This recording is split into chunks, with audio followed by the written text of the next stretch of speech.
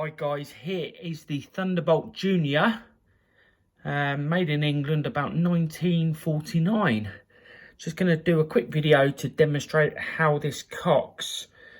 Same way really to the Tel 2. So here we go. Pull that lever down.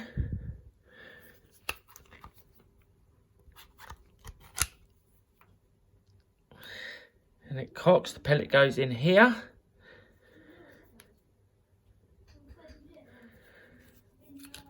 Clicks back into place. Lever comes back up.